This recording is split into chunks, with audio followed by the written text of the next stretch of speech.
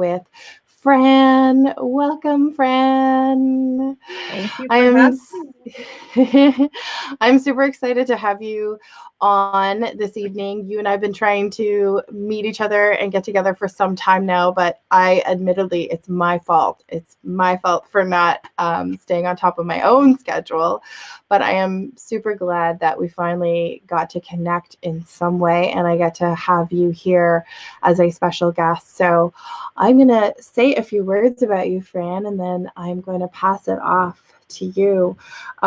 So Fran is a movement coach, trainer, and wellness educator, and you help men and women 45 plus increase their mobility, confidence, and strength through customized fitness plans.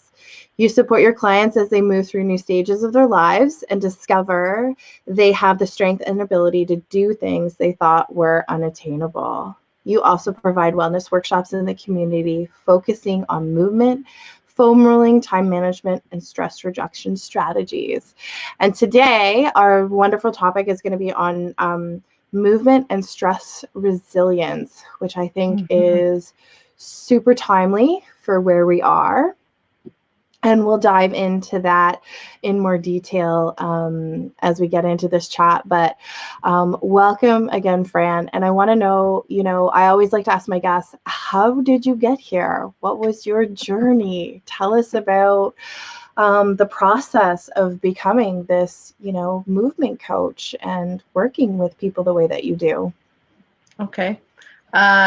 You'd think that that's an easy question. I think with many people's journeys, it kind of things change. So let me see. So I was an adult educator with the Waterloo Catholic School Board for 16 years, the past 16 years, which ended in August of 2019. So very recently. And I left that by choice. But let's rewind to about 2011, 2012. And this is why I think this talk was really important, dealing with stress. So I was working full time and I was teaching in the classroom, and things changed at the school board. It was very, very stressful.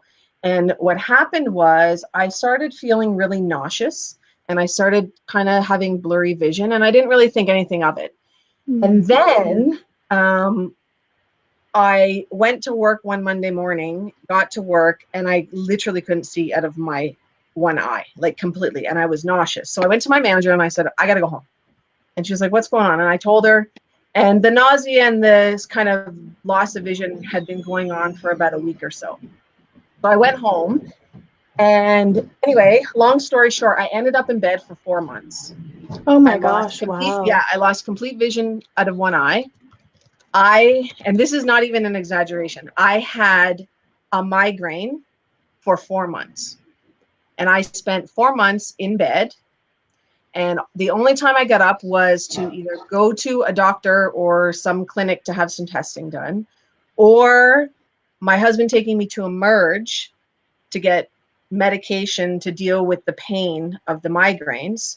And I remember, getting up in the morning, literally bumming myself down the stairs to go downstairs, eat applesauce, take my medication, and crawl myself back up to bed. I spent 4 months doing that. Like, to the point where I remember being in the hospital. Yeah. And they were, when you go in and they give you something, they put it through a drip, and the saline drip, and they put the whatever medication in the saline drip. Well, they pushed it directly into my vein because that was doing nothing. And I passed out for like an hour. And then my husband walked me to the car because I was so drugged that I couldn't do anything. And the migraine was already back. Like, it was that bad. Wow. Yeah. And it was all induced from stress. All of it. Yeah. So if you think that stress is not affecting you, it is, believe me. And what happens is it just compounds itself. Right. So after that happened, so what happened was I had this, I can't remember the exact name, but it was a tear in the membrane behind my retina, which is very common for people who have lots of stress. Wow. Very, very common. And what happens normally is, so when we look at something, we don't actually see one image. We see it with both eyes, and our brain puts it into one image. But what happened was, because of the stress, my body decided, nope, we're not, my brain's like, I'm not doing that anymore. So it just shut down one side completely. Like, they thought I had MS, then they thought I had cancer, and then they thought I had a brain tumor. Like, I had every test in the book. Like, it was unbelievable. But it was, and I finally got to an ophthalmologist, and he said, well, this is what you have. It's very common, but your body has decided that it's not going to fix it itself. So that was kind of the beginning of the journey. So I quit teaching full time and I went to part time. And then I started playing roller derby, and I guess because I was the person on the team who knew more about fitness than other people, I ended up doing the training. So I decided I should probably get some kind of certification or some more specific knowledge about it. So, and at the same time, I was also doing boot camp classes with a friend of mine. And so I talked to the person running the classes, and she had said, you know, if it were me, I would do a personal training certification, not another one, because you learn about the body and it would be more applicable. And then she said, and when you get it, maybe you want to be an instructor for me. And so that happened. So that was about, I just think now, maybe 2014, somewhere around there, 2013. So I did that. So I taught boot camps for 3 years part-time, driving back and forth to Stratford and Shakespeare, Kitchener. And then, so I'm playing roller derby, I'm teaching these boot camps. People started finding out that I was a trainer, so I had friends asking me to train them. So I was just doing it part-time, like not thinking about it as a business or anything like that. And then I started having pain in my body, extreme pain. Like, I wasn't sleeping. I had electric shock currents running through my arms and my hands and my feet and my legs, and they couldn't figure out what it was. So back to the doctors, tests, all this stuff. And I remember one day I was skating at practice, and the pain in my feet was so bad that I actually collapsed. I couldn't actually get up because I was in so much pain. And then I was diagnosed with fibromyalgia and osteoarthritis. And so then from there, I stopped doing roller derby. I retired. I, got a Reiki certification. I started looking at what I'm eating, what I was doing. And then I scaled back more on my teaching, and then started doing more training with other people. And it's interesting when you say the journey, because I was thinking about it yesterday and thinking about, what am I going to say tonight, right? And what am I going to talk about? And it's interesting because up until June of last year, June 2019, I was adamant that I was not going to do fitness full time as my career path. I was adamant. And if people ask, like, oh no, this is just a side hustle, this is just something I'm enjoying, I don't want to do it. And I remember, saying these words to people, and I had people asking me all the time, is this what you want to do? Oh no, it's just my thing I do on the side. It's, it's just a part-time thing. And then last year, 2019, I spent a lot of time, I did some mindset things. I did some, gut health stuff.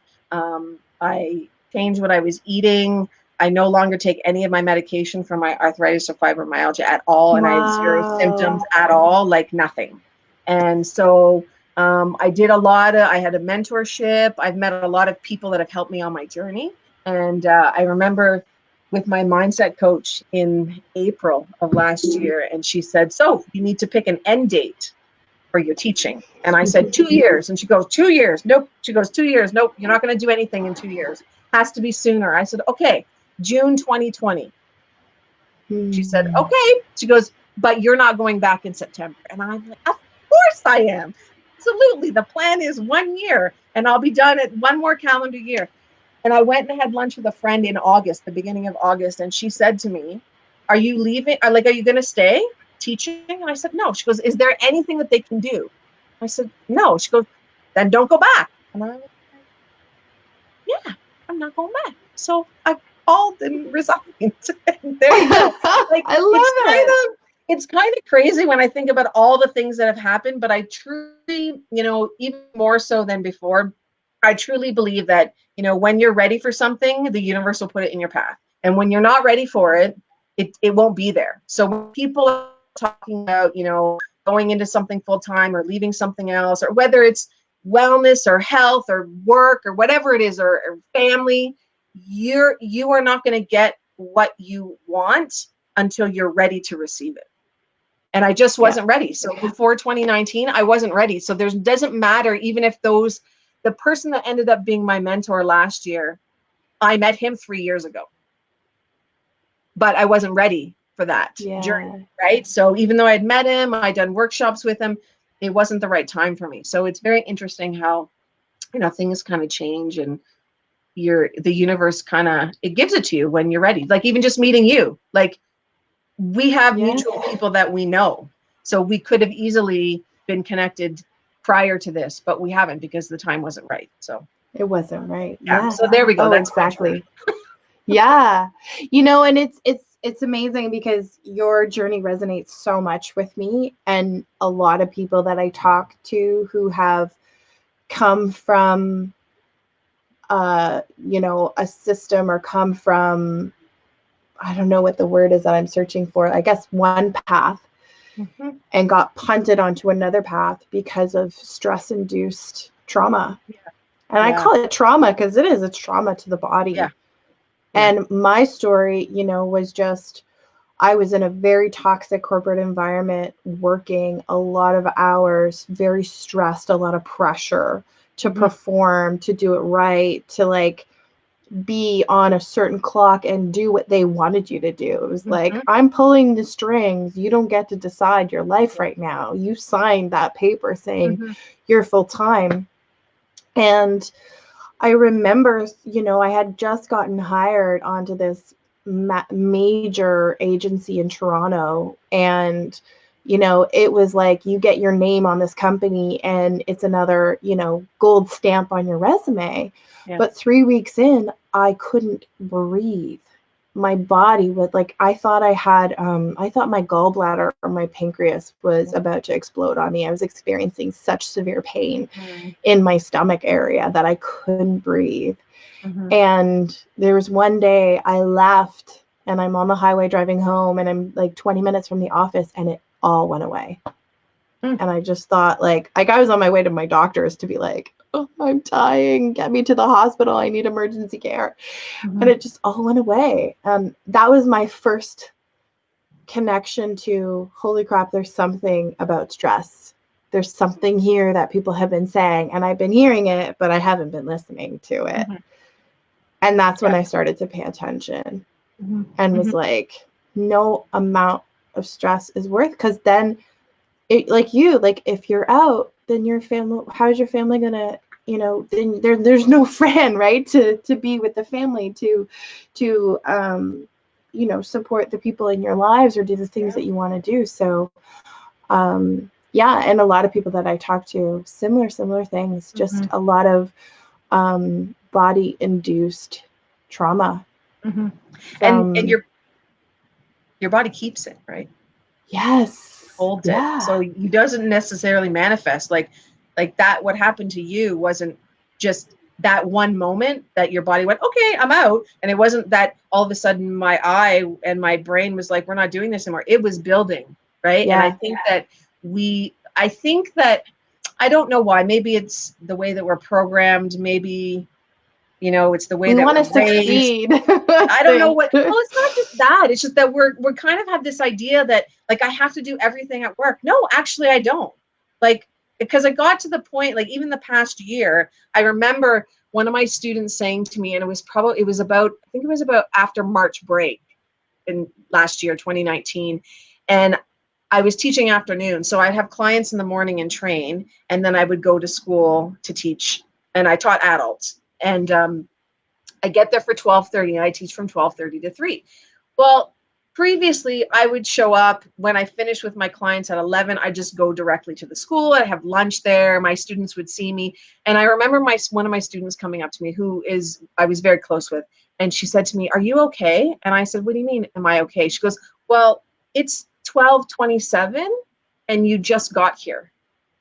And I went, oh, because what happened was I was coming later and later, which wasn't late because I didn't start till 12:30. But my normal pattern was to be there really early in case my students needed me or to do extra work, And she said, I'm just worried because you're always here early. You've always been here early. And I've been noticing over the past couple of months that you just keep coming later and later. And I was like, interesting. I didn't consciously think about it, even though I was making that decision. And then I slowly started pulling myself away from teaching because it just really, I'm still teaching, right? I train people, I do workshops, I do all these things. So it's still a teaching capacity, but it's not in that particular arena, right? Yeah. And, but yeah, I just didn't, like, for me, it kind of like from this time to this time, I'm at the school. And after that, I'm not, they pay me for this and I'm going to do this. And that was it. And it really is a different mindset, and it's a shift too. And my mindset coach, Brenda Johnson, that I was working with, she said to me, as soon as that shift happens, as soon as any shift like that happens, you are not going to go back. And I was like, no. And I have friends who are entrepreneurs and they said the same thing. As soon as you flick that switch, game over, and you are now on your path to leave that, whether it takes you couple of months or a year, you're just on that journey to leave because you've switched the way that you're thinking about things and the way that you're viewing things. But I think that from a stressor point of view, or how it manifests in your body, we think that we need to do everything. And the reality is number one, we don't have to. We choose to. And number two, and I don't mean this in a terrible, crass way at all, if something were to happen to us, your employer will find someone to replace you tomorrow. They will have someone doing your job tomorrow. Yep. If you all of a sudden said, I'm out, or something terrible happened to you, they'll replace you. None of us are irreplaceable. We're irreplaceable to our lives and to our family, but not to our workplace. And that's a really hard thing, I think, for people to listen to and to actually, take that in, because it really is true. I think we get really invested in our jobs too as well, because I know for me, I was a people pleaser my entire life, people pleaser, and I would run myself into the ground to please the other people and to placate them and to make, to make that ripple and be noticed, right? That, oh, Delia is this loyal employee. But I realized over my career that it didn't matter. It didn't matter how much I was doing, how many hours I was putting in, how loyal I was, how respected I was. I was replaceable in that environment. And so just like you said, like, I wouldn't go back to that stress. The thought of going back down into the city to put myself in that office, in that chair, I actually start to hyperventilate and my body shuts down. It's like, heck no, not doing it. And I wanted to say, when you're talking about kind of like setting those time frames or just setting that, I've become, and you've become, a better boundary setter. Like, I've been able to learn how to set such very strict a little bit, but not to the point where I go back to where I was. Right. So talking about that, especially in this situation where we're in now, we're talking about movement and stress and resilience. And I could just imagine people that are coming from those stressful places before now having to make this pivot and shift. What are you noticing with, your work and your clients? And maybe let's get into, that topic. So being resilient is extremely important. And I think that everybody has the ability to be resilient. I think that we don't think that we can. And I think that with this whole thing that's happening with the virus and, social distancing and all these things that are happening, places are closing down. Like, I'm not training in person. Like, when that first started at, just after March break, I shut down that Monday. Right. Like, I called my clients and I said, no, we'll do it virtually. And then that's how we're moving forward. But I think the biggest thing that I'm noticing is I currently, and I don't I don't feel stress about COVID. I don't feel Yeah. stress about my business. I don't feel stress about anything because I have no control over it. And I really think that that is something that's really important when we think about stress in our lives, whether it's with work or family or friends. I have no control over what you do. Yeah. I can only respond to what you do, and I can only control what I do. And so it's the Hmm. exact same thing. And I know it sound, and I don't mean it to sound, you know, just kind of no big deal, because it is a big deal. But the reality is that we have no control over what happens. All we can do is control what we do. And if we're social distancing and we're, doing the measures that we're supposed to, like, I'm not going out. My husband is the one that's going to work. So he's also the grocery shopper, and Hmm. he's the one that drops off the groceries to his family and to my family. Like, he does that. I don't do that because I am not going out. Right. Why would I risk that? Right. So I think when in this whole thing is, I think people are just kind of getting upset about and worried and stressed about things they have no control over. We have no control over it. Yeah. And it sounds so simplistic, but the sooner that we realize and we let go of things that we can't control, that, like, I don't feel stress. Like, I don't have sleepless Yeah. nights over this. I don't, you know what, whatever's going to happen with my business is going to happen with my business. All I can do, so from my point of view for my clients, I need to make sure that they're happy. I need to make sure that I'm servicing them, and I need to make sure that I'm helping other people feel better, and to Hmm. try and service them during this period. Because for some people, it is very stressful. I understand people have lost jobs, people are not going to work, some people are sick. I get that. Some people are in a, they're compromised from their immune system is compromised. They could be at risk of really, not just getting the virus, but really having serious effects on their health, right? Yeah. Like, I get that. And so I'm not trying to make it sound like it's not important, because it really is important. But I can't control things. So for me to stress over something that I Yeah. can't control, it doesn't make any sense to me. I was listening to a course I was doing, and Michael J. Fox actually said about how, in an interview, how he never gets stressed out. And the interviewer said, "Really?" And he goes, "No, I never get stressed out." And he said, "Well, why is that?" And Michael J. Fox said, "Well, if I stress about something and it doesn't happen, I wasted all that time and energy." And he goes, "And if I stress about something and it does happen, I experience the stress twice. So I just don't stress. And I just let what's going to happen happen." And so it made me really think about, that whole idea of getting stressed. It's not really worth it, especially when I have no control over things. Oh, are you still there, Delia? I know we're live. I feel like something has frozen. I hope everybody's okay. I have no control over this, so I'll just keep talking until Delia comes back. Um, I think that um,